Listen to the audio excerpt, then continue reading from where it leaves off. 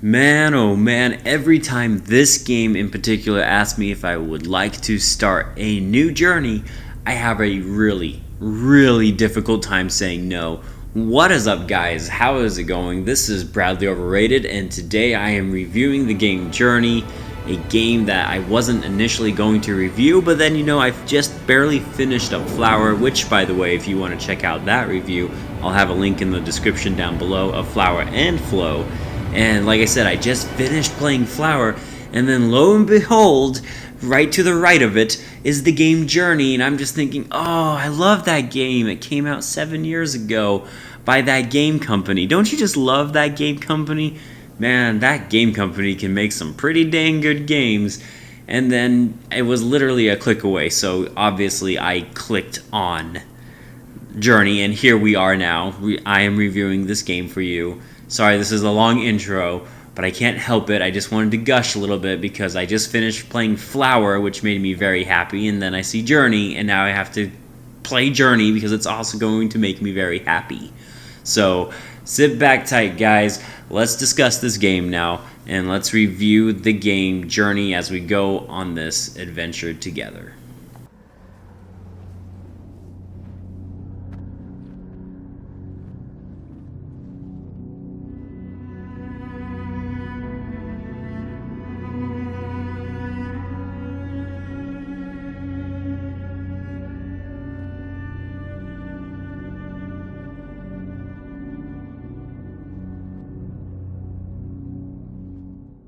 So Journey, in case you couldn't figure this out yet, is about going on a journey. And you'll take your avatar and you'll just start going right from the get-go. There's no explanations to anything, you just start going on your adventure. But that game company loves to do this with their titles. They love to take a very simple concept and perfect it and just make it mesmerizing. They did this with Flower, they did this with Flow, and they arguably did this to perfection with Journey. And right from the get-go, Journey sets itself apart from its predecessors, that's Flower and Flow. And the biggest thing in Journey when compared to the other two games is that there's more quote-unquote game to Journey. For example, you have actual collectibles in each of the environments that you can go and collect. They are kind of meaningless. They don't really do necessarily much for the story or anything like that, but it's still a cool feature that they have in this game. Not only that, Journey also encourages you to explore each of these levels in detail. There's a lot of little hidden things you can discover in each of the worlds, and it's just really awesome that they have that. Not only that, there are these scrolls you can find that will charge up your character and enable you to jump up in the air and float around. And I don't know why, but once again, it's a simple concept, but it is executed really well in this game, and it just makes making your journey all the more enjoyable.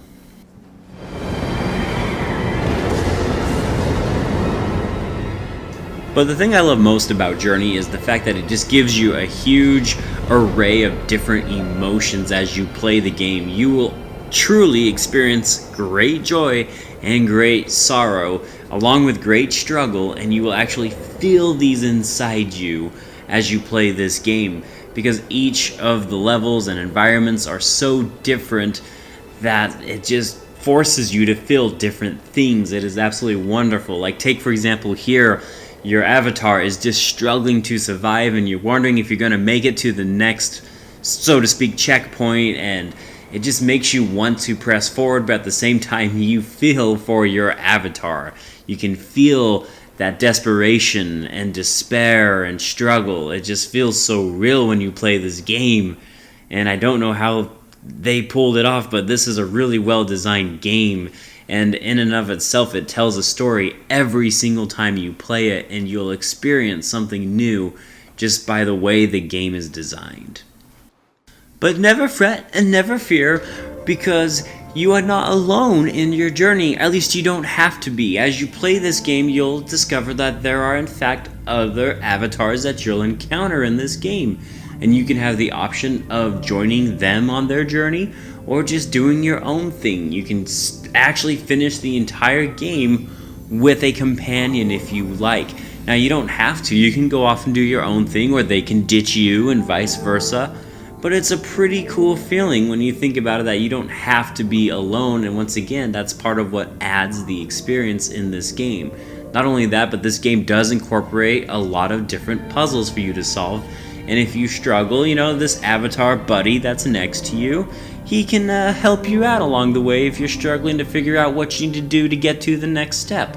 So it has this give and take that I really like, and it's a really cool concept that you don't get very often. You don't ever communicate words with the other person, you just react to each other, and it works so well in this game. But having said that, this is a review and there are some negatives, and they're very minor, but there are two minor negatives, and the first one are the environments themselves. Now, most of them are absolutely fantastic, and 90% of this game, bam, perfect, it's wonderful. But every once in a while, you'll get to an area that just feels open and kind of empty. Now, this section here is not that. This is nothing like that. This is a very fun section where you basically play Tony Hawk's Pro Skater as this guy. I mean, it's a lot of fun. But, like I said, there are some just places you'll not have the need to explore because there's obviously nothing there. It's just one puzzle and that's it. And then the other minor thing, and I don't even know if it's a negative, it's really up to you to decide, is that this game is short. You can finish this game in under 2 hours if you're quick about it. Now, you can take your time and explore like I have, and the game itself encourages you to play more, but you have to be aware that this game will take about 2 hours to complete each time, and it could be even quicker depending on how you go about it. Whether that is a negative or not, that is entirely up to you. For me though, it wasn't, just because I really enjoyed playing this game. As a matter of fact, as soon as I finished this game, I jumped immediately back in because there's something else I wanted to try. Okay, enough is enough. You get the general idea of what Journey is all about, so now it is time for the letter grade. And for those of you that are new here, I am the letter grade guy who judges games on a letter scale. A being the best, F being the worst. And when I look at everything that Journey has to offer, it is breathtaking. I know the game is short, and I know some of these environments are just open and kind of empty, but the game itself is just too good to not give it this grade, and I give it the final grade of an A. And it gets an A because Journey is the type of game that once you finish playing, you're just going to want to jump immediately back into it and play it again. And to me, those are some of the best types of games out there, are the ones that make you want to do that. So I give Journey an A because of that experience, and I give Journey an A because I've played this 3 or 4 times now, and I still absolutely love it from head to toe. It is a fantastic game, if not the best game that came out from 2012, and it's one that if you haven't played, I really highly recommend you do so. Alright guys, this concludes my review of the game Journey. Thank you so much for taking your time to watch this. If you enjoyed this, be sure to click the like button and the subscribe button.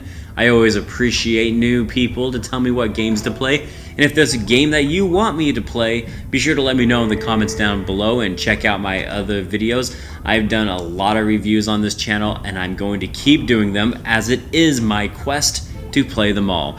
I am Bradley Overrated, guys, out like a trout. Have a good one.